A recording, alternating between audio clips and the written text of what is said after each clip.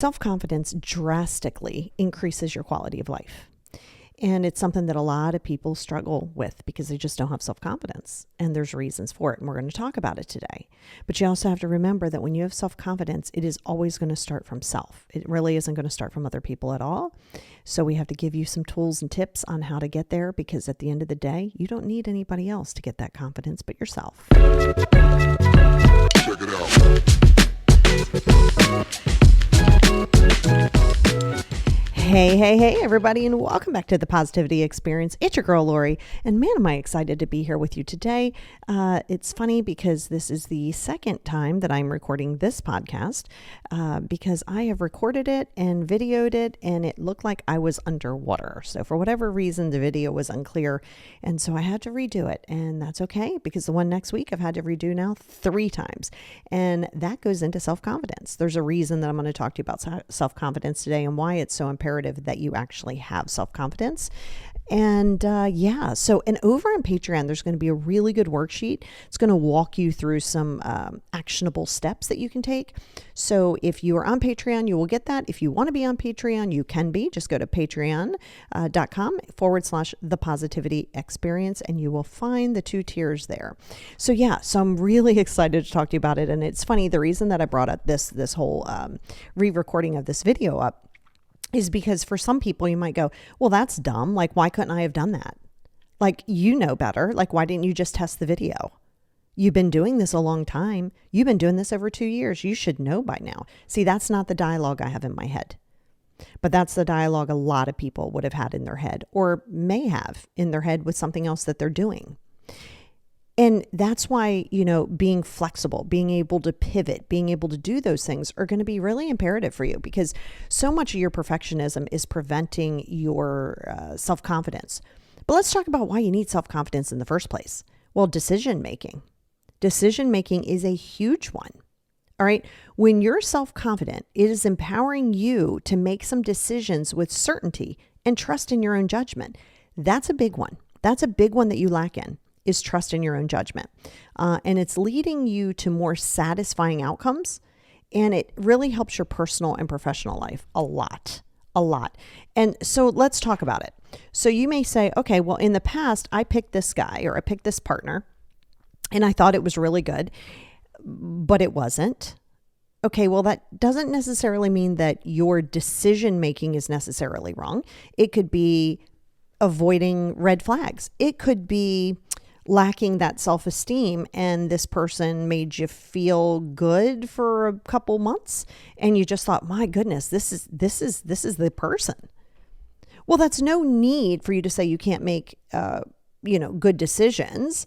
It just means that you're making decisions based in something that you're lacking, which is esteem. So if you if you look at everything that you have done that you think is a bad decision, there is a reason behind it. So when you know the reason, that gives you more confidence, right? Because you're not going to judge it. And it's funny because I was just writing this big chapter in my book about, I'm in that like high risk area that I was living in back then. We're just taking crazy risks. And you could say, okay, well, gosh, those decisions were very like poor judgment there, right? Poor judgment and like just making impulsive decisions and everything. Sure. Yeah. Poor judgment. But why did I make it? Well, I had no direction. I was unmedicated. There's a lot of reasons why those decisions were made. I kind of just didn't care. I was in self-sabotage mode. Did not care about any risks that I took. So I would easily just move to New York with $100 and some in my pocket and have no idea where I was going to live. True story. Ended up staying there for many years, but true story. I didn't care about the outcome. I lived in the hood for a very long period of time. And a lot of decisions I made there, not the best decisions, made them out of survival. Yep, you make them out of survival. You do things out of survival. That doesn't necessarily mean that you're making bad decisions on purpose. Okay, so most people aren't going to just purposefully go make a bad decision. but there's a deeper reason behind it. So when you get confidence into the why, my cat is knocking something around. If you hear some tapping, it is my cat. The cats, by the way, love to mess with things while I'm recording. So welcome to the cat world. Cats are very confident, so you may want to take a little lesson from your kitty cat friends. But yeah, and so you have to remember that those decisions might have been made in attachment, might have been made in self-preservation. So it's not necessarily a bad judgment call. It's doing so out of necessity. Out of necessity. So when you do that and you start tapping into the deeper issues as to why things are happening or why you made those decisions, well, guess what? That gives you confidence. So when you start getting clear as to your why, and you can say, okay, I don't want to do that anymore. Okay, well, what's the deeper rooted issue? So see, in turn, that gives you confidence. So decision making is going to be imperative for you. And you're not always going to hit it out the park. And when you go, okay, this is my why, well, then you have a clear understanding, which goes right into resilience, right? Why you need self-confidence is resilience, right? Because how else are you going to be resilient if you're sitting there and you keep constantly talking about how stupid you are, right? Because if you don't have resilience to face challenges, you're always going to feel like you're in the losing game of life, always. So you've survived it. You have, or you wouldn't be listening to this podcast. You really have survived things. Listen, I'm not saying that it's not collateral damage. I'm not saying that you're not, feeling the pain from a lot of other things that you've done or said. No, I'm not saying that at all. Not saying that at all. But what I am saying is that you have done it. You might have done it limping along, but you have done it. And you have to look at setbacks as comebacks, because you can't have comebacks without a setback. Failure is amazing. And if you're focusing too much on your perfectionism, you're never going to think that you have resilience, because you're always going to think that you're less than.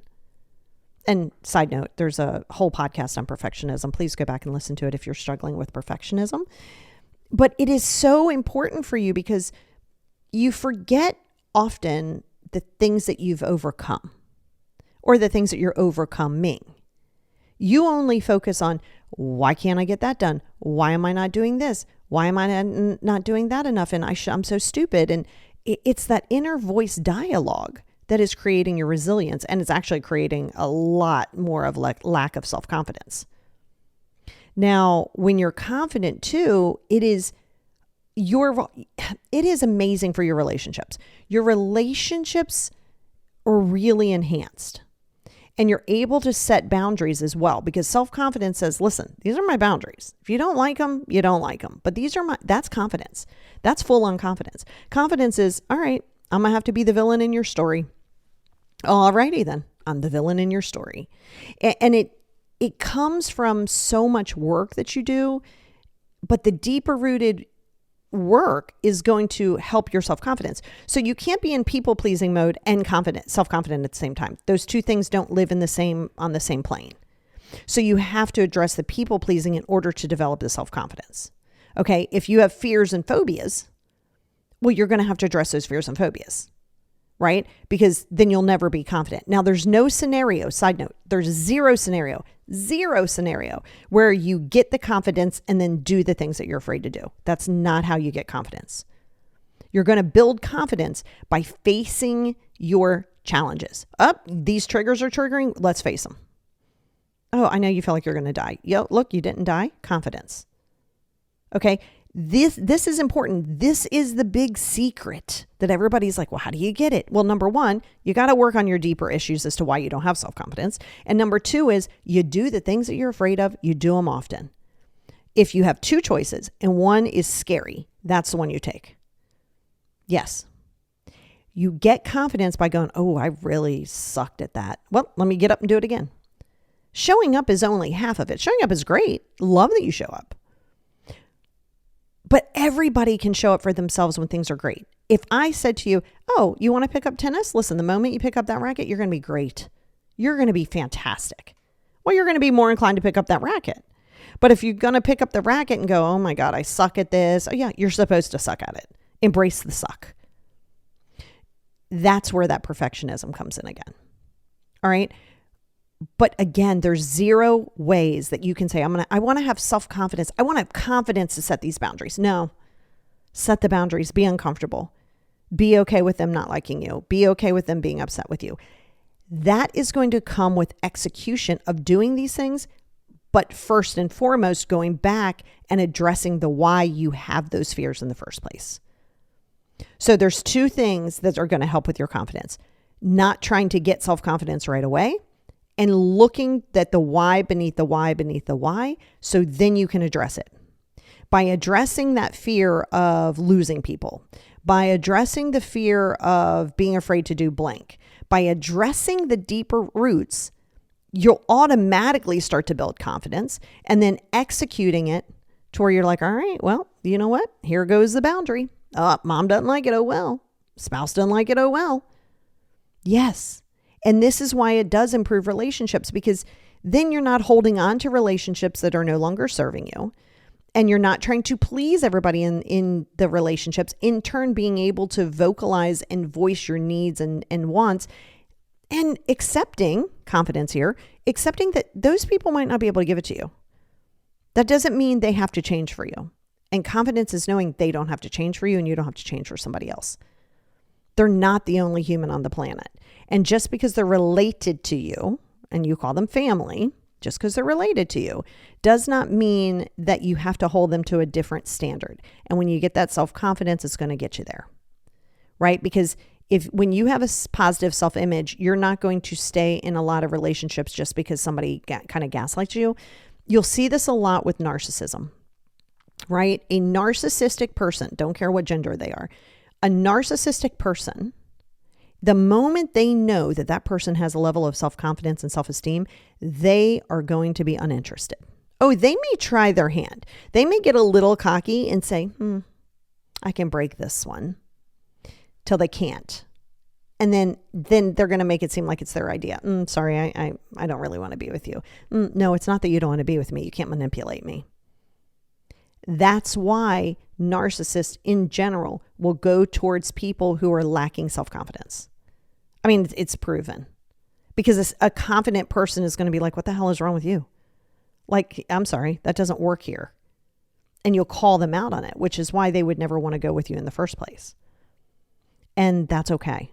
So you're going to work on it. So if you've been a victim of a narcissist, like in my case, it was my dad early on, and then a few other people along the way. But if you've been, exposed to a narcissist, don't beat yourself up.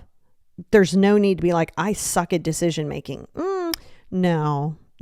Your self-esteem was so low. Various things have happened. So they sucked you in. That's not you being stupid.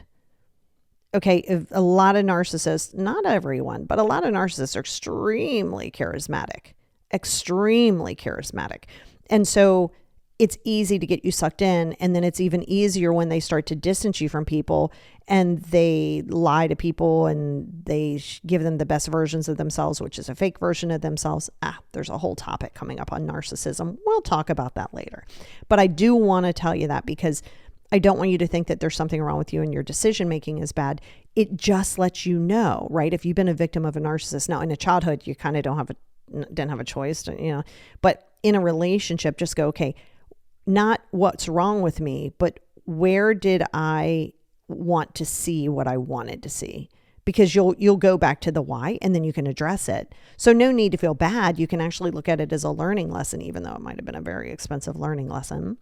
Opportunities. Opportunities is a great one, right? Because a self-confident person is going to go, you know what? I'm going to shoot my shot. Yep, I'm going to do this.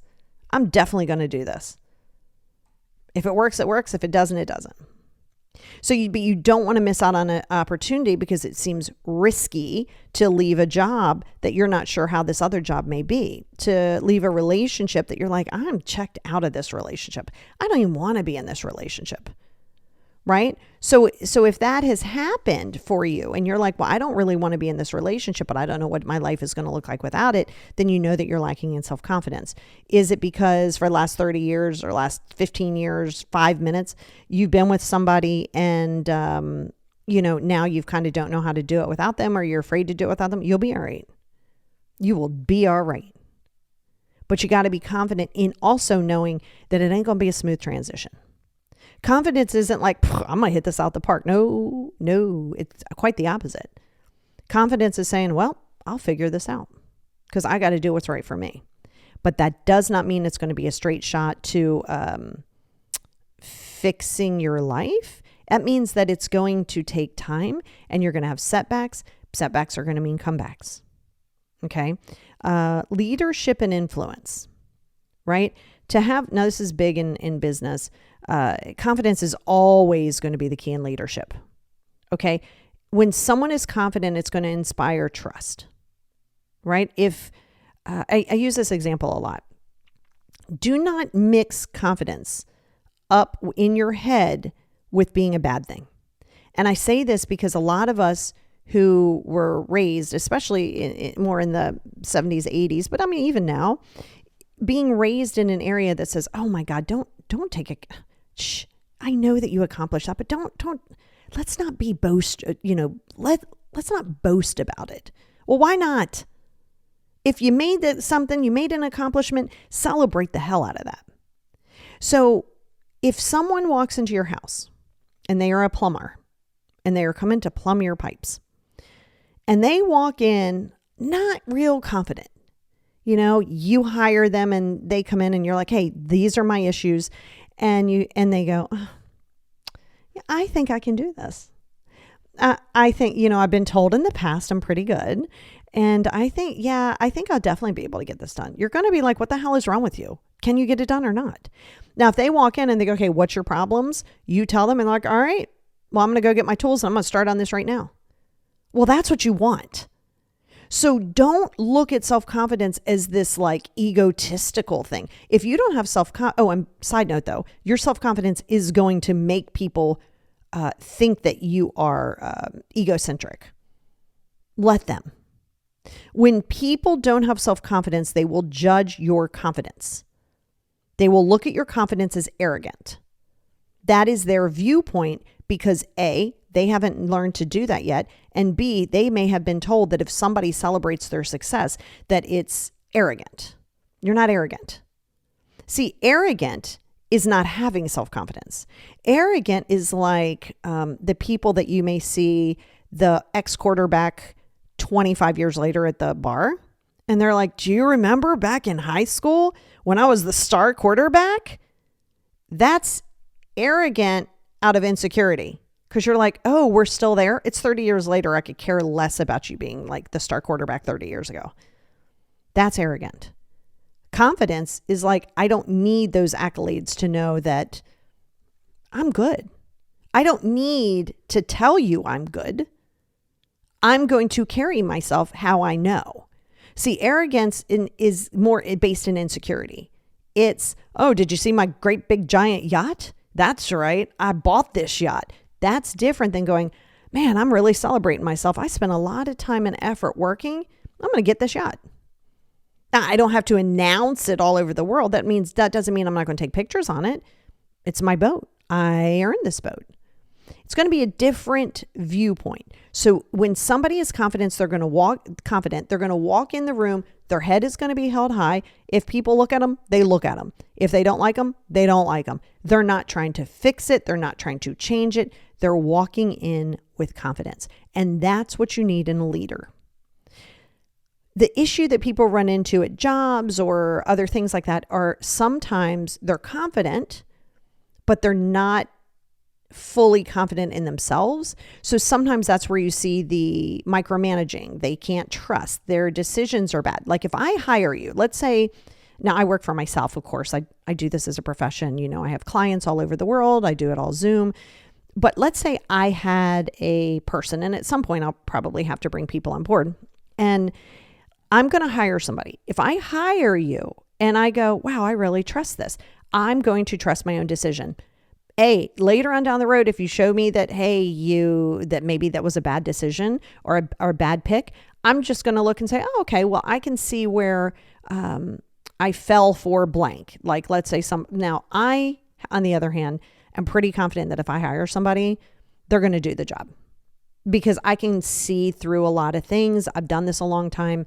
I do have a lot of confidence in my selections of people that I have in my life and in my business and who I work with, in general. So if I hire you, I'm going to trust you. I'm going to leave you. I'm going to set it, forget it. Hey, can you get me this by Friday? Hey, can you get me this by next week? Hey, I'm going to give you 3 videos. Can you just cut those down to put them up on YouTube for me? What I'm not going to, and I'm going to say, and I'm not just going to leave that open-ended. I'll be like, hey, I'm going to give you this, but I do need it by Friday. Yeah, I don't care how you get there. I don't care if you do it all on Monday. I don't care if you do it half on Monday, half on Thursday, 3 times on. I don't care how you get there. Just give it to me by Friday. I'm not going to micromanage you because I'm confident in my choice, right? If I'm not confident in me, I can't be confident in you. So if you are raising a child, which is always so fun, if you're raising children, and they're going, it's funny, my son told me this one day. He said, Mom, there's no need to really stress. I have to make my own decisions, number one, and you have to trust that everything that you taught me is enough. Like really hear that. And that's from my own kid. Don't call me every day. Don't check in on me every day. You have to trust that the decisions that you made and the actions that you made, good, bad, and indifferent, has taught me. Be confident in that, and then be confident that I'm going to make mistakes and I can figure it out. So be confident in your actions, both positive and negative, because you've learned something and you've demonstrated and you've taught people things. But don't micromanage and try to change it. And oh my God, my past, my past. That's why a lot of people live in the past, by the way. They live in the past because they're not confident in where they are today. So, there's that. Now, why do you lack it? Well, I can tell you multiple reasons why you lack it. Negative self-talk. It's the whole, I'm stupid, and if I would have done these things, I would be there, and look at Jimmy on Instagram. He graduated after me, or he started the business after me, and he lost one business, he picked up this other business, and he's flourishing. Why can't I? Okay, that's totally irrelevant. It is unproductive, and it isn't going to help you at all. That's self-pity, that's victim mentality. We're not doing that. But I know these things. Why can't I execute them? Well, let's go to the deeper root. Why can't you execute them? Are you trying to do too much at one time?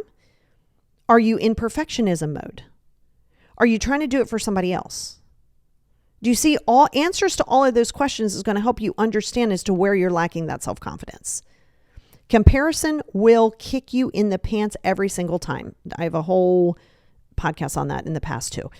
The comparison is preventing you from living your life, and stay the freak off of social media that is not promoting your best and highest good. The problem you have is you keep trying to go down the victim rabbit hole so you can see everybody who's just like you, who is not looking for that exit. They're just looking to wallow. Well, guess what? You're going to get that all the time. Be very careful of your social media. Your social media can put a serious damper or raise your self-confidence. It's all going to depend on what you view and how often you view it. I've said this before. I know this comes to a massive surprise to a lot of people. I really don't scroll social media. Yes, I get 80 to 85% of my clients come from TikTok, Instagram, podcast, YouTube. 85% of my clients in every part of the world. I still don't scroll socials. I will engage with you. I have no notifications turned on. I will go on a couple times throughout the day and just look. I don't scroll. I'll look at my notifications. Is it somebody who's made a comment? Well, if you're taking time to make a comment, unless it's like some big, happens to be a viral post, I'm not going to answer it every comment. But like for the most part, I like to keep my community engaged, and I like to respond to them. If you're taking the time to leave a comment, a positive comment, I'm going to take the time to try to answer that comment or respond to it. I don't need to scroll because it's a waste of my energy and time. Every now and again, I'll go on, I might scroll Instagram a little bit, or I might go to my following tab on my TikTok and look at some of my followers. And but the moment I start to spiral and go down a rabbit hole, I immediately stop.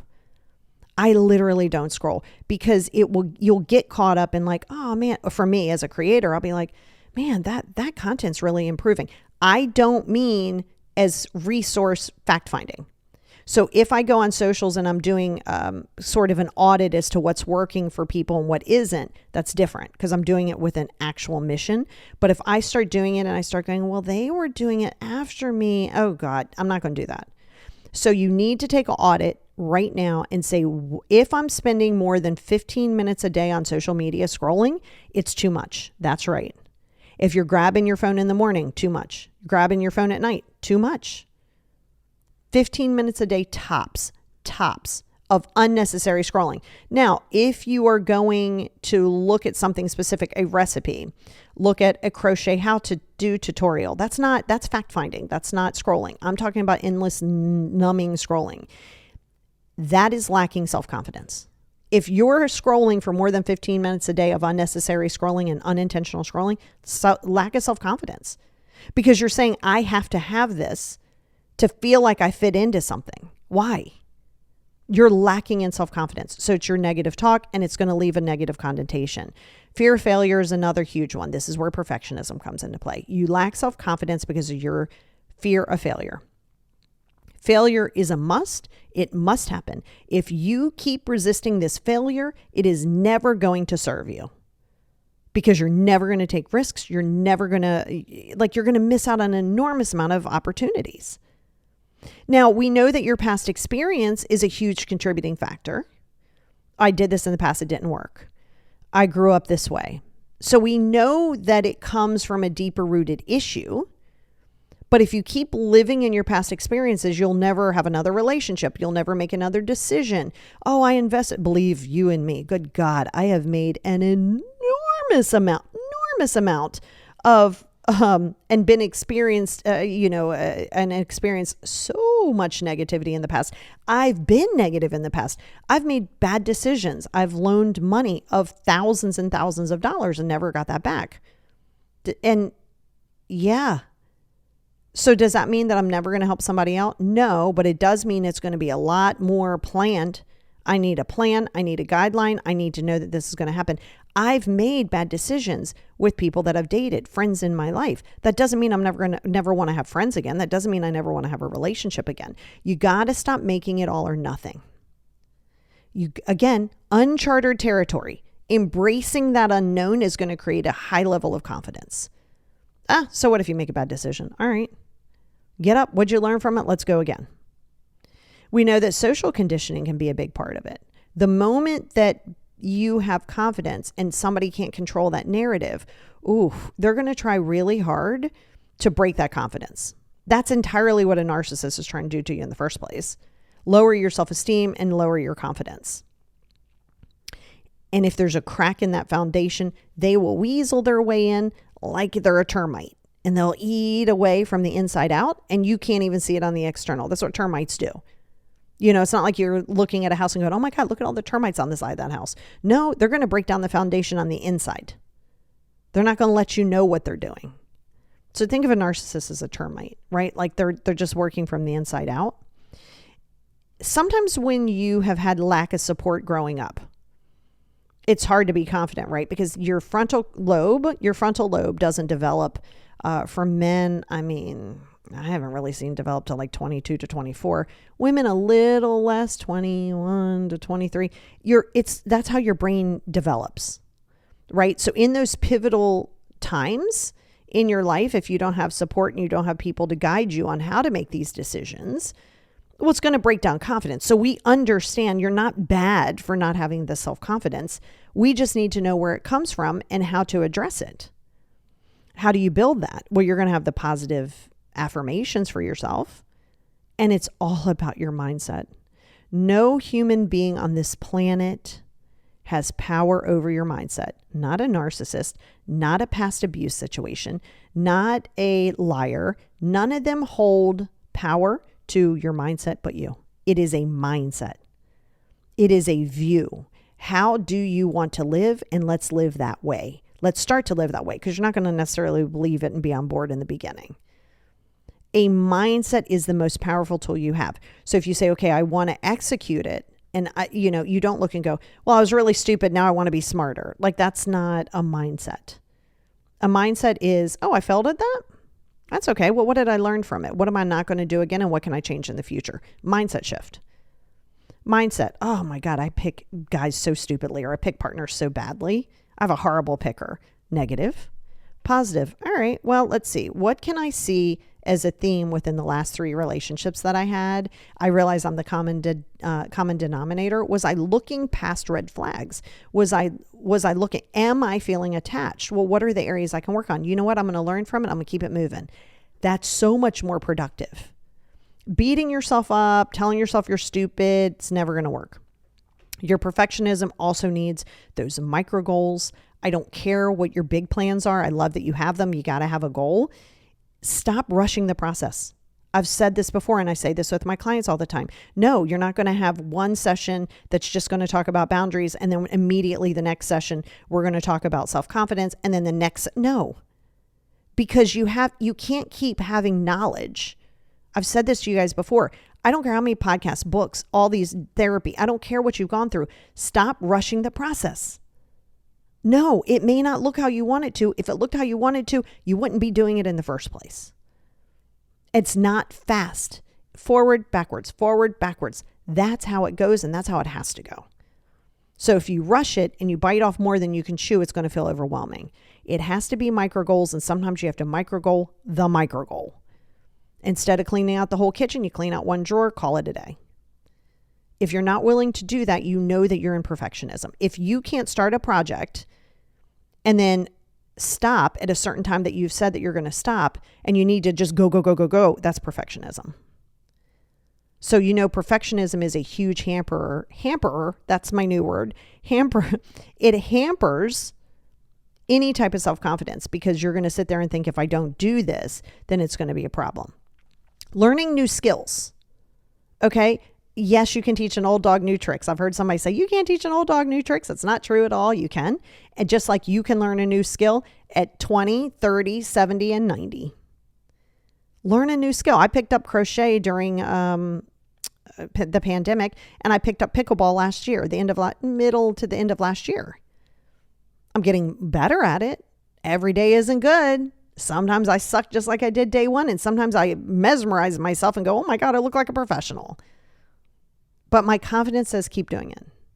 Pick up a new skill. Learn a new language. Learn a different word every single day in a different language. A new skill gives you the ability to get out of that sort of mundane.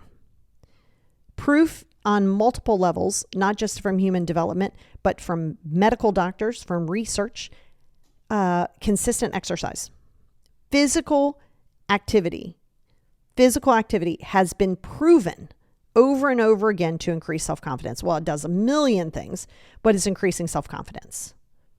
Because it's going to improve your well-being, because you're going to say, I'm consistently doing that. So now you're telling yourself, I can complete something. Listen, I'm going to tell you right now, it's so easy to fall off that wagon. Oh my goodness gracious. You fall off that physical activity. Oh, Lord have mercy. It's difficult to get back on that horse. Because so you got to maintain it. That's why you build in some rest, not weeks on end. You have a day or two of rest. Sometimes, anyway, I'll talk to you about that later. That's the old personal trainer in me coming out. But I say that to you because the physical activity is going to help you so much, because it's going to give you a positive self-view of yourself. Do not work out. Do not change your diet. Do not do those things specifically for weight loss. Hard pass. Weight loss should never be your first priority. Getting healthy, having a healthy relationship with food, having a healthy relationship with moving your body is a yes, and the weight loss is a byproduct. So if you go into it with a weight loss thing, you see this a lot in diet culture. You go into a weight loss thing, a couple of days, you're feeling really good about yourself. And then when you have a chip and then you go off the deep end and have a whole bag of barbecue Doritos, which I did last night, and they're really good. Get yourself some barbecue Doritos. And then you beat yourself up. I suck at this, because you're doing it for weight loss. You're doing it for fast fixes. You're doing it for instant gratification. Self-confidence says this may take a while, and it's going to be baby steps. Okay. Insecurity says, I need this right now in order to feel better. So that's how you know that it's a difference. And, it's embracing failure, getting rid of the chatter that's in your head that says that if you do this, you suck. If you do this, you don't suck. There's so much black and white thinking. And so self-confidence goes to addressing the deeper root as to why you don't have confidence in the first place, not being a victim to that, not going, well, it's how I was raised, I just can't help myself, blah, blah. No, we're not doing that. Mindset shift. I'd love to help you with it. If you need help, you can always book a session with me. I got you. But you got to be willing to do the work. You got to be willing to be patient. And it's an inside job, babe. It's an inside job. Somebody external can't give you self-confidence. Self-confidence isn't like, please give me self-confidence. That's the opposite of that. It's an inside job. It's one that you're always restructuring. It's one that you're always reevaluating. It's one that you're always going to have to keep doing for the rest of your life. You are a human being. It takes effort and it takes time. You can do this, but you have to know that it isn't meant to be easy. If it was meant to be easy, everybody would do it. We'd all be living in bliss with no problems. There'd never be therapy. There'd never be self-help books. There'd never be personal development. And we'd all be living amongst the animals that are running free and adopted. But that's not how life works. Inside job. You're capable of doing it. You deserve to do it. And you can start doing it right now. Check it out.